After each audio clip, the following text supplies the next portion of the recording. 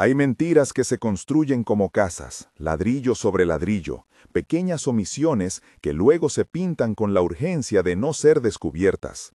Otras, sin embargo, son más bien parches. Una foto prestada aquí, una historia contada allá, un silencio mantenido con tanto cuidado que termina por construir su propia realidad.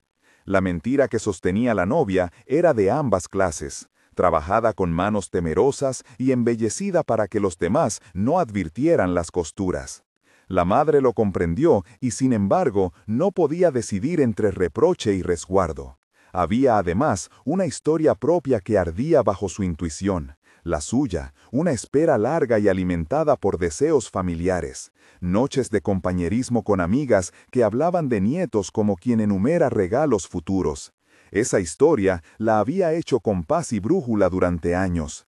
Ahora la empujaba a exigir lo que creía justo y al mismo tiempo la hacía responsable de una presión que pudo haber aplastado a su hija. En las semanas previas, la novia había ido tejiendo respuestas. Cuando alguien preguntaba por controles, sonreía con evasivas. Todo en orden, gracias. Cuando le ofrecían acompañarla a una consulta, declinaba con un murmullo. Ya lo tengo todo bajo control. Incluso había inventado nombres de médicos y clínicas que al buscarse resultaban poco más que rumores digitales. Para la mayoría, eso bastaba. Para la madre, no. Los días que precedieron la boda estuvieron marcados por conversaciones a medias. En una de esas tardes, la hija recibió un mensaje de su pareja y entró al baño fingiendo incertidumbre hasta que cerró la puerta. La madre escuchó fragmentos. No lo sé, no quiero que pienses que no te amo. Y luego, un silencio prolongado. Cuando salió, sus ojos estaban hinchados. Estoy bien, repitió, y la madre creyó en la afirmación tanto como en la posibilidad de que la hija estuviera pagando con su paz un precio que aún no quería enfrentar. En las semanas previas, la novia había ido tejiendo respuestas. Cuando alguien preguntaba por controles, sonreía con evasivas. Todo en orden, gracias. Cuando le ofrecían acompañarla a una consulta, declinaba con un murmullo. Ya lo tengo todo bajo control.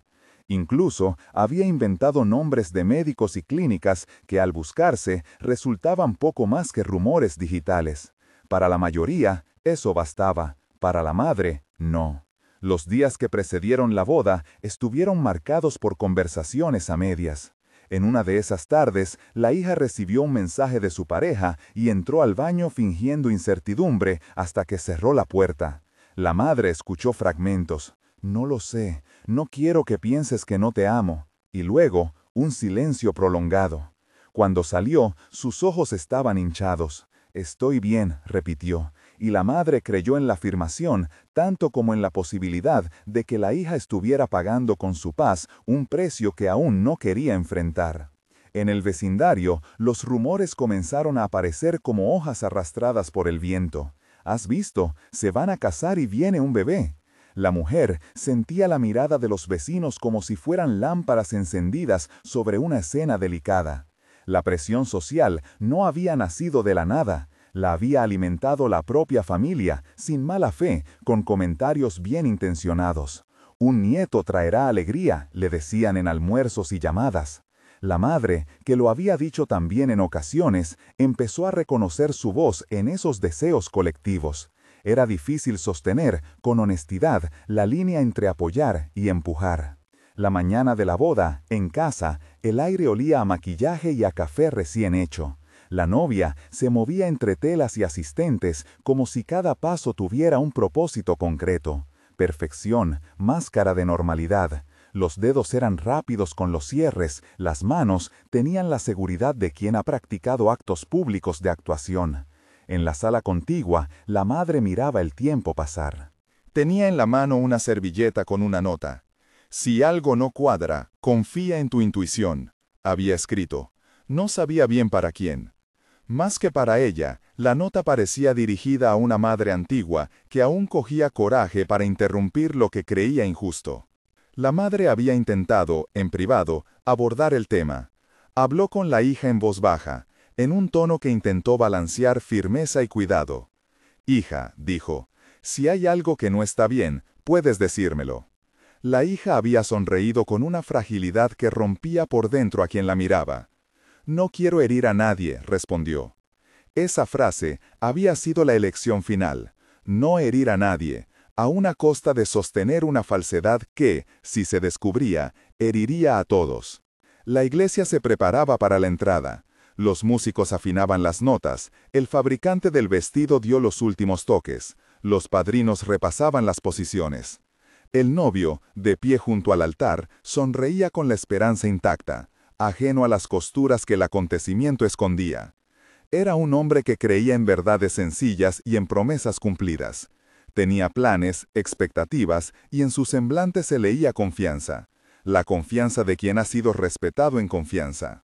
Mientras la novia se acercaba al pasillo, alguien notó un pequeño temblor en su paso. Fue apenas un segundo, apenas una respiración que no coincidía con la música. Los fotógrafos captaron la imagen. Un vestido en movimiento y, a la espalda, una madre que se fue levantando con la determinación de quien necesita cerrar un círculo. Había un instante, una fracción de segundo, que para la madre duró años, en el que pensó en 1000 maneras de detener el curso sin destruir lo que aún podía salvarse. Podía arrastrar a la hija a un rincón y pedir explicaciones, podía llamarla por el apodo de la infancia para que recordara quién era. Podía pedir al novio un momento a solas y contarle lo que sospechaba. Todas las opciones le parecieron, en la velocidad del momento, insuficientes o torpes. Al final, lo que escogió fue lo que dictaba su cuerpo: acercarse.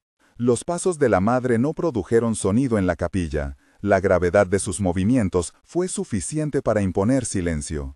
La novia caminaba con una serenidad externa que la madre conocía bien.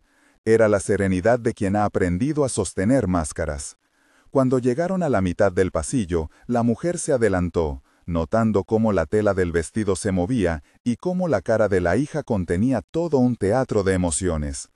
Lo que ocurrió fue un gesto simple y brutal a la vez. La madre colocó la mano, sin aspavientos, sobre la forma que proyectaba el vientre. Fue un toque sin teatralidad, como el de quien revisa a un hijo para asegurarse de que tiene abrigo. Pero su contacto rompió un acuerdo tácito en la sala. Nadie debía tocar lo sagrado que todos celebraban esa tarde. La mano de la madre exploró con cariño y con la misma determinación con la que una mujer que es madre reconoce eso que no es verdad. El cuarteto de cuerdas dejó de tocar en el siguiente compás. El sonido se diluyó y apareció un silencio de cristal que escaló desde el altar hasta la última fila. Fue un silencio que se podía cortar con la mirada. La mano de la madre permaneció un segundo más, como si la duda necesitara comprobarse. Después retiró los dedos y no apartó los ojos de la hija. No pronunció un grito ni una acusación. Su frase fue simple, seca como un pétalo. «No estás embarazada». La sala reaccionó instantáneamente, pero no con la violencia de una carcajada ni con la indiferencia. Fue una reacción que pasó por la incredulidad, por el murmullo, por los rostros que se tornaron pálidos como porcelana. El novio retrocedió un paso. Los padrinos miraron a ambos lados buscando una explicación que no llegaba. Las cámaras captaron el momento. Las manos del novio en el vacío donde iba a ofrecer anillo y palabra. La novia, que al escuchar la frase de su madre, se trastabilló como quien ha perdido un equilibrio que no sabía que tenía. La novia no negó. No tenía fuerza para eludir la verdad esa vez. Sus ojos se inundaron y en la expresión que siguió se leyó toda la cadena de decisiones que la habían llevado hasta allí. No había teatralidades ni acusaciones. Hubo, en cambio, una caída lenta, como quien deja caer una carga que por años ha sostenido con uñas. Se deslizó hacia una banqueta cercana y apretó la falda contra las rodillas, incapaz de sostener el acto que había preparado. «Lo siento», dijo con la voz quebrada, una frase reducida a su esencia. No explicó cómo lo había hecho, no dio instrucciones sobre si había sido por miedo, por amor, por vergüenza. Esas razones, que en la intimidad de su cuarto sonaban más claras, no hallaban en la capilla el espacio para desplegarse. En su lugar, la confesión fue una ráfaga, «lo siento», repetida, y luego un sollozo tan humano que retorció el aire. Hubo quienes, en la fila, se voltearon para quitar miradas incómodas. Hubo quienes cubrieron bocas con manos que temblaban. Un niño dejó caer una servilleta y no comprendió más que la música había parado. Los adultos, en cambio, comenzaron a sentir la complejidad detrás del gesto de la madre. La verdad, en medio del festín, era una cuchillada que sangraba realidades. El novio permaneció inmóvil, con las manos abiertas y los labios entreabiertos. Su reacción no fue inmediata ira, fue confusión, como si una parte de su mundo hubiera sido desmontada con manos expertas. Se acercó a la novia con pasos que sonaban sorprendidos en el silencio, y trató de sostener la escena como cuando a un cuadro se lo coloca en una pared que no se ha pintado. Sus palabras, cuando llegaron, fueron medidas. ¿Por qué? Fue todo lo que pudo decir, porque el resto de la pregunta se ahogó en la pregunta misma. Yo tenía miedo de que no me quisieran, alcanzó a decir ella entre lágrimas. Miedo de perderte a ti y la aprobación de la familia. No supe cómo decirlo de otra manera. La confesión fue clara, pero no tuvo la contundencia de explicar por qué había elegido una mentira tan expansiva. La madre allí respiró con el pecho apretado. Vio a su hija como la vio por primera vez, frágil y temblorosa, y su pecho respondió con una mezcla de pena y responsabilidad. La reacción de la madre fue lo que más tarde muchos definirían como sorprendente. No alzó la voz con furia ni hizo de la escena un tribunal. Su gesto fue más complejo. Se acercó a la hija, se arrodilló con la tranquilidad que otorgan los años ante un temblor juvenil y la cubrió con un abrazo que no buscaba justificar la mentira, sino contener a la mujer que la había cometido. «Hija», dijo la madre, sin reproche en la voz, sin complacencia, «¿por qué no me lo dijiste antes?». La sala contuvo la respiración. En ese abrazo había tantas cosas: el reconocimiento de la culpa de la hija, la posibilidad de una reparación y la confesión tácita de que la madre también había sido parte del paisaje que había empujado a la mentira. Sus manos se apretaron con la fuerza de una que ha vivido perdones y rencores a la vez, y la multitud entendió que esa revelación era más que un escándalo, era un punto de inflexión.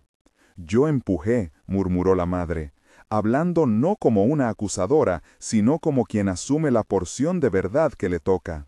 «Yo dije tantas veces que quería verte, madre, que quizá no supe cuál era la manera correcta de pedirlo. No he sido buena en preguntar, pero tampoco en escuchar». Esas palabras, pronunciadas en voz baja, resonaron por la capilla como si fueran una sentencia y al mismo tiempo una ofrenda. No era una absolución, era un reconocimiento. Algunos sollozos se volvieron más fuertes. Un par de mujeres empezaron a murmurar entre sí sobre la fragilidad humana. Un hombre se llevó la mano a la boca y dijo una maldición baja que nadie tuvo el valor de escuchar. La atmósfera se rompía, pero no se quebró del todo. En la mente de todos quedó la imagen de una madre que no había elegido la humillación como recurso. Había elegido la existencia de la verdad. El sacerdote, a un lado, bajó la mirada, consciente de que un rito había sido detenido por una realidad que no cabía en liturgias pensadas para buenos presagios. No hizo un acto de autoridad, se quedó mudo, como muchos, dejándose atravesar por la danza de humanidad que se presentaba ante él. La novia, después de un rato que pareció eterno, se incorporó. Sus manos temblaban de un modo que solo el cansancio del alma explica. Miró al novio y con una claridad dolorosa dijo: «No te lo merezco en mentira». Fue una aceptación que no prescribía la reparación, fue un reconocimiento honesto. El novio, en esa pausa, cerró los ojos, respiró y apartó el rostro. Sus emociones estaban en un nudo: amor, engaño y la devastadora posibilidad de un futuro que debía reconfigurarse. Entre la gente, los celulares empezaron a emerger como pequeñas ventanas. Alguien, con manos temblorosas, ya había levantado el teléfono para grabar. Otro bajó el suyo, dudoso de exponer el dolor ajeno. Fue en ese cruce de impulsos donde la madre dio, quizá, el gesto más arriesgado de la tarde. Pidió silencio con la mirada y, con voz que buscaba calma, dijo: Por favor, dennos un momento. Esto no es espectáculo. No todos obedecieron. La curiosidad humana tiene la violencia de seguir un hilo hasta que algo se rompe. Lo que la madre pidió, sin embargo, fue suficiente para que algunos cerraran los móviles y apoyaran las manos en los bolsillos, intentando no ser espectadores de una herida que necesitaba más que miradas. En ese pequeño acto de autoridad moral, la madre mostró que su intención no era destruir, sino reparar. La novia, aún sollozando, comenzó a relatar en frases sueltas cómo había actuado. No entró en detalles gráficos ni mencionó dispositivos o nombres concretos. Habló de noches de pánico, de mentiras contadas por temor, de fotos recortadas y de mensajes programados. Sus palabras fueron una madeja que se desenrolló sin ostentación.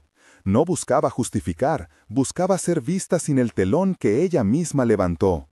El novio la escuchó en silencio, con una mezcla de incredulidad y una tristeza que se iba formando en su rostro como una sombra. No se le veía furia desmedida, ni juicios fulminantes, se le veía humano, evaluando si el amor que sentía podía sostener una reconstrucción o si, por el contrario, la fractura era demasiado profunda. Nadie podía conocer esa respuesta en ese instante. La madre, todavía con la hija en sus brazos, se incorporó y recorrió la capilla con la mirada, encontrando en unos ojos el tema de la decepción, en otros el de la compasión, en otros la banalidad de un rumor. Era como si de pronto aquel lugar que había sido destinado a una celebración se hubiera transformado en una sala de hospital donde todos esperaban un diagnóstico. «No quiero que esto termine en escarnio», dijo la madre, con la voz ahora firme pero serena. «No vine a traer vergüenza, vine a que estemos juntos en la verdad, aunque duela». Fue una declaración que dejó a muchos en estado de contemplación. ¿Qué valor tenía la verdad cuando podía destruir un sueño? ¿Qué valor tenía la mentira cuando prometía alivio? Las preguntas se posaron en el aire sin respuestas sencillas. La novia, con la ropa arrugada por el temblor, susurró: «Si me perdonas, te prometo que haré lo que haga falta. Terapia, conversar, aceptar ayuda, lo que sea». La promesa tenía el tono de quien no desea perderlo todo y de quien, al mismo tiempo, reconoce la profundidad del daño causado. Había allí una voluntad de reparación que nadie podía medir todavía. El novio, por su parte, se mantuvo callado unos instantes más. Después, con voz cansada, dijo: «Necesito tiempo». No fue una sentencia de abandono automática, fue, quizá, la necesidad legítima de alguien que debe rehacer su noción de confianza. Nadie, en ese momento, podía reprocharle su pausa. La capilla, por fin, respiró. El murmullo fue un río que se transformó poco a poco en conversaciones en voz baja. Los invitados comenzaron a levantarse, algunos para ir donde la pareja, otros simplemente para irse. En el centro, la madre todavía tenía la mano sobre la espalda de la novia, como si su contacto fuera un puente entre la verdad revelada y alguna forma de reparación. La escena, sin embargo, aún no estaba completa. La revelación había abierto puertas que nadie había previsto. Había terceros que podían sentirse traicionados, padrinos que habían puesto su nombre de garantía, amigas que habían compartido confidencias, y una familia entera que ahora se enfrentaba a un reacomodo de expectativas. La madre lo sabía. Exponer una mentira en un altar no era lo mismo que resolverla en una sala de estar. La verdad, a partir de ese momento, pediría trabajo. Mientras los últimos ecos de la música moribunda se sofocaban, la madre se apartó un paso y miró alrededor, evaluando con la memoria del que ha visto mucho, que la reparación no sería instantánea.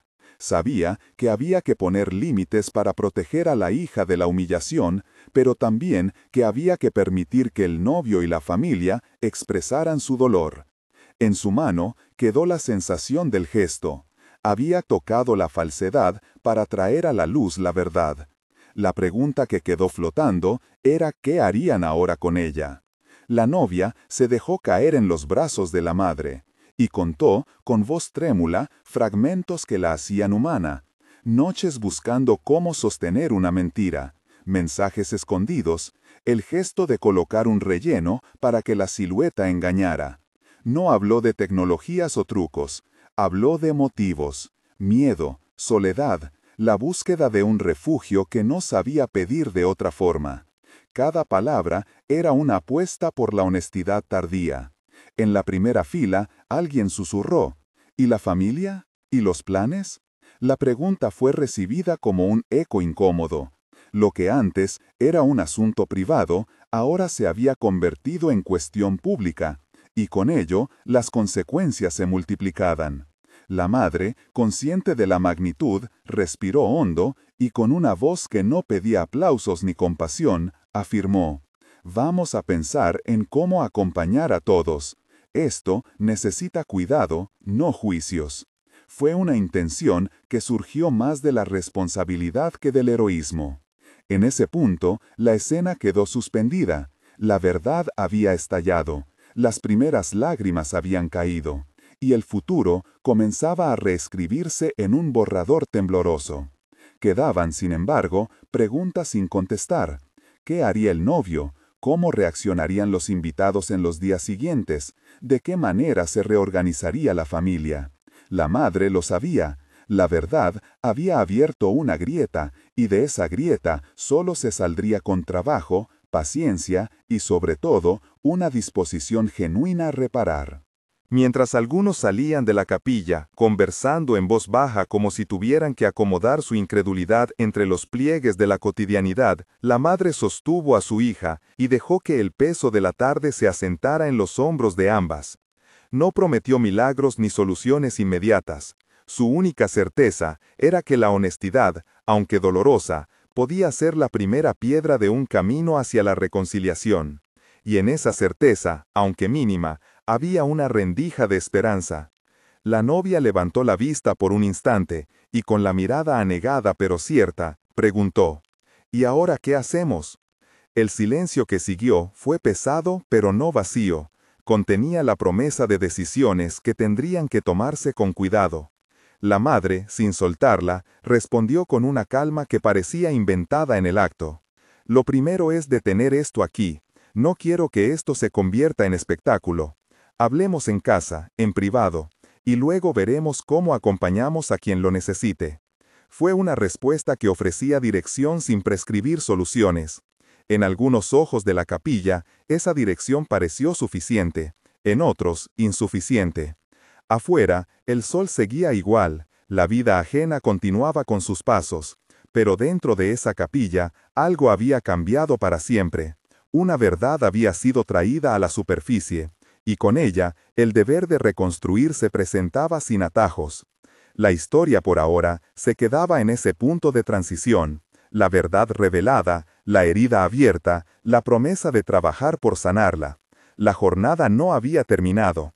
Quedaban conversaciones por dar, decisiones por tomar, y sobre todo, el tiempo. Ese juez silencioso que diría si la honestidad alcanzaría para recomponer lo que se había resquebrajado.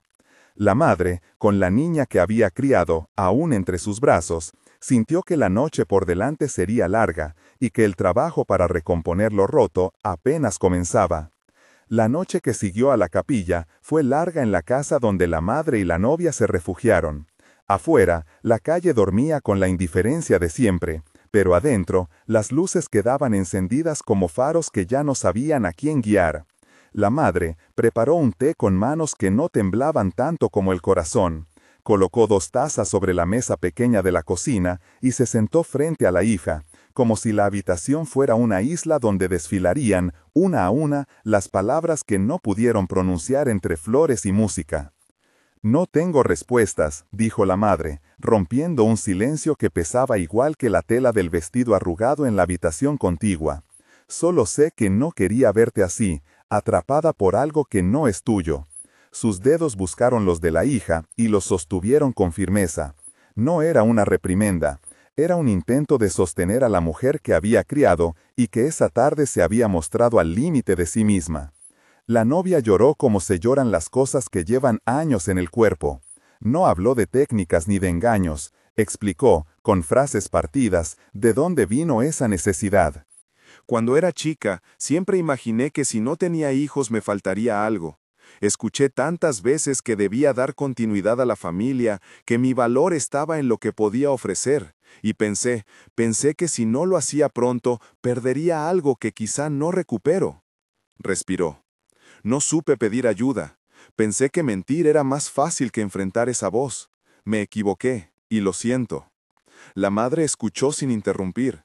En su rostro pasó la sucesión de años, el orgullo, los cumpleaños, las rabietas chicas que se volvieron adolescentes calladas, y también las veces en que, sin maldad, empujó con frases que hoy reconocía como clavos clavados en la autoestima de la hija. Había pesos compartidos. La confesión de la novia no lavó la acción, pero permitió dibujar una ruta de reparación. A la mañana siguiente, la casa tuvo visitantes discretos, la hermana de la novia, dos amigas que habían sido cómplices de confidencias y el sacerdote de la parroquia, que llegó con la sombra respetuosa de quien no quería sermonear sino acompañar. La madre organizó una reunión breve. Necesitamos poner límites, dijo al abrir la puerta de la sala, pero sobre todo necesitamos cuidar a la persona que está herida. No fue un acto de disciplina teatral, fue una convocatoria a la responsabilidad de todo aquel que había sido parte del entramado social que quiso celebrar un embarazo inexistente. Primera decisión, detener cualquier divulgación. La madre telefoneó con manos decididas a aquellos invitados que habían empezado a subir fotos. Pidió con sencillez, bajen lo que hayan publicado, por favor. Esto es íntimo. Hubo resistencia tímida, una explicación de que ya estaban circulando imágenes, pero la petición tuvo eco. Las redes, que en ocasiones actúan como tribunal, se encontró con una voz que pedía prudencia. No fue una imposición, fue el primer acto de reparación pública, quitar las imágenes del escenario donde la verdad, aún fresca, podía convertirse en espectáculo. Luego vino la conversación con el novio. Lo llamaron a la casa para hablar, no en la iglesia. Entró sin corbata, con las manos en los bolsillos, hurgando en el vacío que se había abierto en su vida. La madre lo recibió con la honestidad que había mostrado en el altar. Siento lo que pasó, empezó. Te fallamos, yo primero, por no ver dónde empujaba y por no preguntar. Ella hizo esto porque estaba asustada. No busco excusas, busco reparar. El novio, que había llegado con la necesidad de medidas concretas, preguntó con voz baja, ¿qué propones? La respuesta de la madre fue concreta, posponer la boda, buscar terapia para la pareja y para la novia en particular y reunirse de nuevo cuando hubiera más claridad. Y si te sirve, añadió, yo me comprometo a estar presente en las sesiones, si eso ayuda. Era una oferta que no pretendía comprar perdones, sino construir confianza desde la responsabilidad. La decisión de aplazar la boda fue la primera consecuencia práctica. No fue un castigo impuesto, fue una pausa negociada. Se cancelaron orquesta y banquete con mensajes cuidados. Se pidió discreción a quienes podían entenderlo. Para la novia, quitar el vestido fue una experiencia de alivio físico y de vergüenza mezclada con culpa. Guardarlo en la funda del armario fue como cerrar una etapa que olía a máscaras. La madre ayudó con manos pacientes, como quien acompasa un duelo. Las semanas siguientes se llenaron de citas. La pareja accedió a ver a un terapeuta de confianza recomendado por el sacerdote y algunas amigas. Las sesiones no fueron dramatismos públicos. Fueron trabajo duro en una sala con una lámpara cálida y papeles donde escribir nuevas reglas. En la terapia, la novia habló de sus miedos infantiles. La sensación de que la aprobación familiar dependía de su capacidad reproductiva. La insistencia de comentarios hacia otras generaciones que la habían marcado. Y el temor a ser eclipsada si no cumplía la expectativa. El terapeuta, con una voz calmada, ofreció herramientas, ejercicios de comunicación, prácticas para reconstruir confianza gradual, y la invitación a que la madre abordara su propia historia de expectativas. La madre asistió a sesiones en las que no se leyó la culpa como condena, sino como síntoma. Habló de su soledad, de su deseo de continuidad, de las mesas familiares donde la conversación sobre nietos se volvió sin querer una presión constante. No fue una sola frase, explicó, fueron muchas conversaciones que cimentaron una urgencia. No supe mirar a mi hija y preguntarle cómo estaba en su verdad. Hubo lágrimas y silencios. La responsabilidad asumida por la madre no borró su pena por lo ocurrido, pero le permitió a la pareja ver que la familia deseaba reparar, no tirar piedras. En el barrio, los murmullos fueron disminuyendo con el paso de las semanas. Algunos vecinos comentaron que aquello había sido un drama, otros que la madre había actuado impulsivamente, pero muchos más apreciaron la humanidad del proceso. Cómo se había priorizado la intimidad y la sanación por encima del escarnio. Las personas aprendieron, casi sin verlo, que las historias complejas merecen respuestas complejas, no titulares fáciles.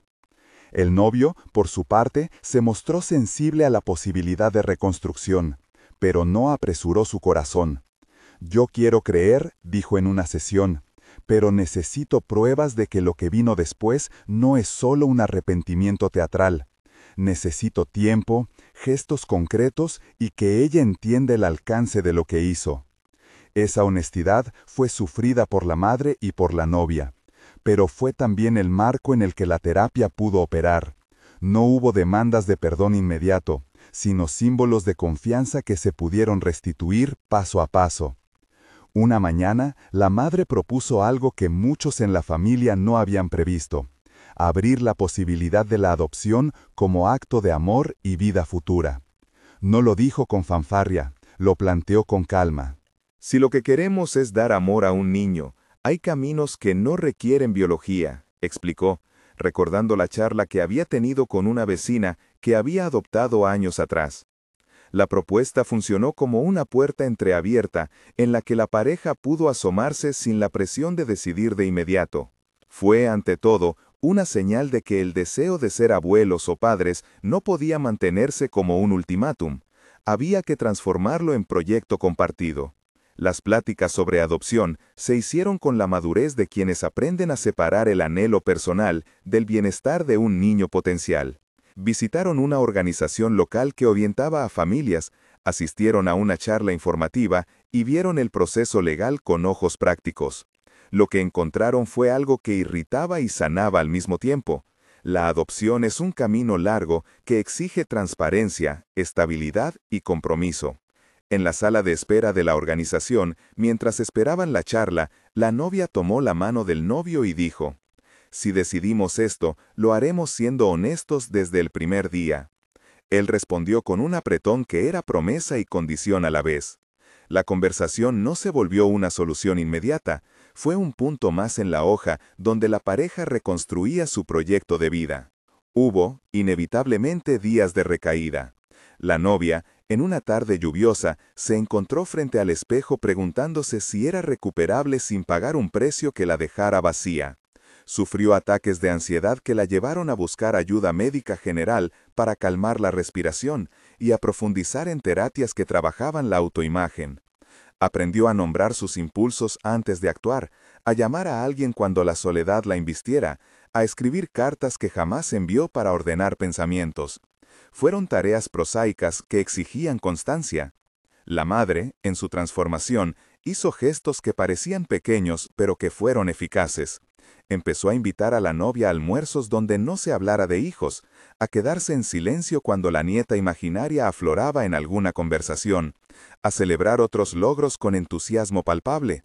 Dejó de tocar el tema de los nietos en reuniones familiares y aprende poco a poco a valorar las intersecciones del afecto que no obedecen a la genética. Esa renuncia, notoria y real, marcó mucho del proceso, el entendimiento de que la felicidad de una madre no puede depender solo de una promesa biológica. La comunidad eclesiástica alrededor también hizo su parte. El sacerdote que había estado en la capilla ofreció acompañamiento espiritual y organizó un pequeño grupo de apoyo para la novia, integrado por mujeres que habían sufrido presiones familiares similares en distintas etapas de la vida. No fueron consejos mojigatos, fueron relatos de otras que reconstruyeron su autoestima y herramientas de resiliencia. La novia acudió a esas reuniones y allí, entre tazas de café y confidencias, empezó a sentirse menos excepcional en su dolor y más capaz de gestar un porvenir auténtico. La madre, en su transformación, hizo gestos que parecían pequeños pero que fueron eficaces. Empezó a invitar a la novia a almuerzos donde no se hablara de hijos, a quedarse en silencio cuando la nieta imaginaria afloraba en alguna conversación, a celebrar otros logros con entusiasmo palpable. Dejó de tocar el tema de los nietos en reuniones familiares y aprende, poco a poco, a valorar las intersecciones del afecto que no obedecen a la genética. Esa renuncia, notoria y real, marcó mucho del proceso. El entendimiento de que la felicidad de una madre no puede depender solo de una promesa biológica. La comunidad eclesiástica alrededor también hizo su parte. El sacerdote que había estado en la capilla ofreció acompañamiento espiritual y organizó un pequeño grupo de apoyo para la novia, integrado por mujeres que habían sufrido presiones familiares similares en distintas etapas de la vida. No fueron consejos mojigatos, fueron relatos de otras que reconstruyeron su autoestima y herramientas de resiliencia. La novia acudió a esas reuniones y allí, entre tazas de café y confidencias, empezó a sentirse menos excepcional en su dolor y más capaz de gestar un porvenir auténtico. Con el paso de los meses, la pareja fue confirmando una decisión clave.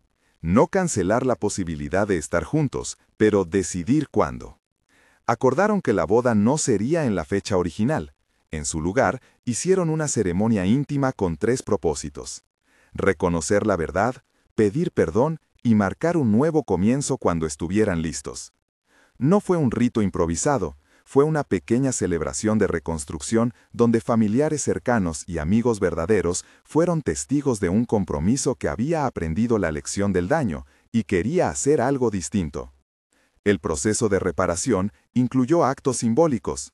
El novio, por ejemplo, pidió a la novia que escribiera una carta que explicara, para él, su proceso de sanación, qué había hecho, qué haría para evitar repetirlo y cómo veía la vida en conjunto sin depender de expectativas externas.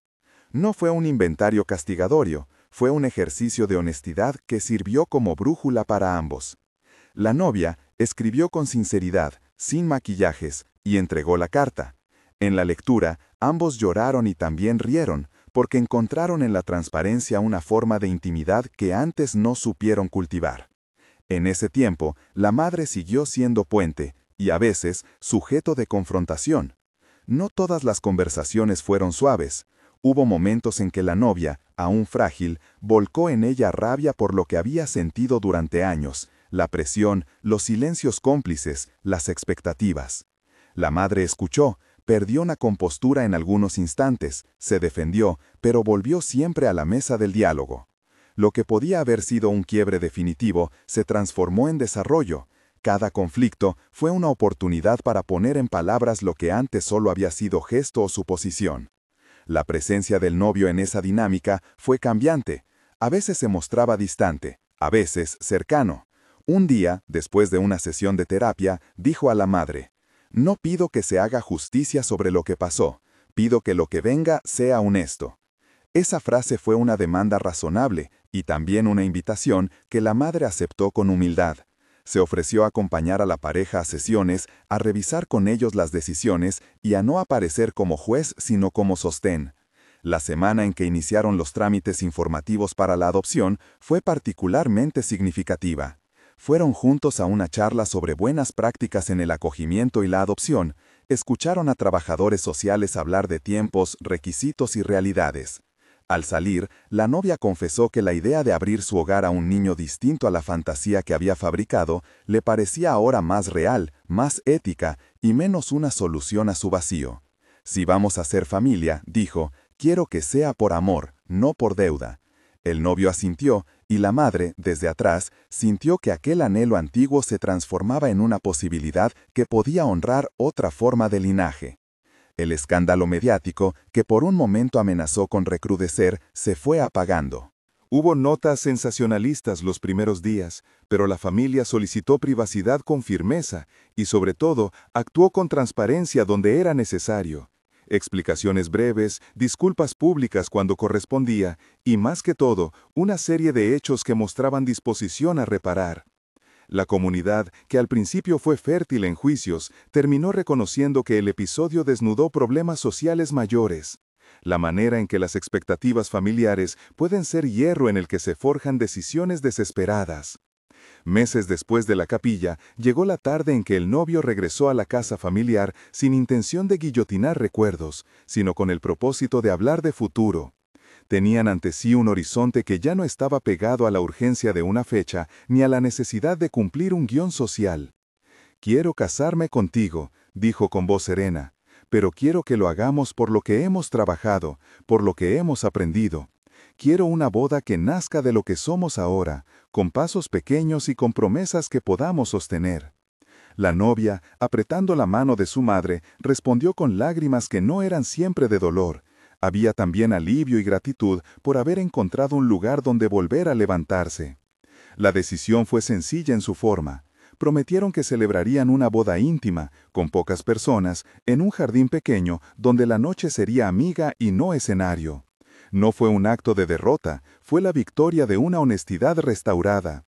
Y frente a eso, la madre sintió una paz nueva, no porque todo hubiera vuelto a la ilusión anterior, sino porque ahora la familia se acercaba con ojos abiertos. El día de la ceremonia íntima, las flores eran las que surgieron de la tarde, menos opulencia, más presencia. Los invitados fueron testigos de una promesa que no prescindía del pasado, más bien lo incorporaba como advertencia y como enseñanza. La novia caminó sin rellenos ni disfraces. Su vientre estaba tal como era, parte de su vida, no una declaración social. El novio la recibió con una mirada que había conocido la desconfianza y la había atravesado. La madre observó desde la primera fila y cuando habló para brindar palabras, lo hizo con la humildad de quien aprendió a callar lo que pide y a escuchar lo que necesita. «Hoy no vengo a celebrar milagros», dijo la madre mirando a los presentes. «Vengo a celebrar que la verdad fue escuchada. Vengo a pedir perdón por las veces que perdí de vista quién eras tú, hija mía. Y también vengo a agradecer que decidimos quedarnos unidos a pesar de la herida». Sus palabras no fueron grandilocuentes, fueron talladas con la experiencia de quien sabe que el perdón no borra, solo permite avanzar. Con el tiempo y con el ejercicio paciente de reconstruir confianza día a día, la pareja abrió su casa a otras formas de vida. Hicieron voluntariados en centros que acompañan familias y en uno de esos proyectos conocieron a una niña que, por circunstancias de la vida, buscaba un hogar. No fue un episodio romántico ni una solución mágica. Fue un proceso de compatibilidad, trámites largos y evaluaciones. Con cautela y supervisión, decidieron acoger a la niña temporalmente para ver si podían crear un vínculo responsable. Las primeras semanas fueron desafiantes, la convivencia exigía límites y ternura. Pero la presencia de aquel pequeño ser ofreció, paradójicamente, la posibilidad de construir afectos sin la carga del pasado. La madre, al verla jugar en el salón, sintió algo que no supo nombrar al principio. Una alegría que no estaba atada a la biología, sino a la capacidad de cuidar. Se le humedecieron los ojos, no por la confirmación de una fantasía antigua, sino por la constatación de que el amor puede adoptar formas diversas y que la familia se renueva cuando la honestidad es su base. No todo fue una línea recta. Hubo retrocesos, discusiones sobre límites, inseguridades que aparecían en la noche, y momentos en que la pregunta, ¿y sí?, volvía a rondar. Pero había ahora herramientas, la pareja sabía pedir ayuda, la madre sabía sostener sin presionar, y la comunidad había aprendido a no convertir el dolor ajeno en espectáculo. Las piezas no encajaron de un día para otro, se ajustaron con paciencia y con voluntad real de reparar.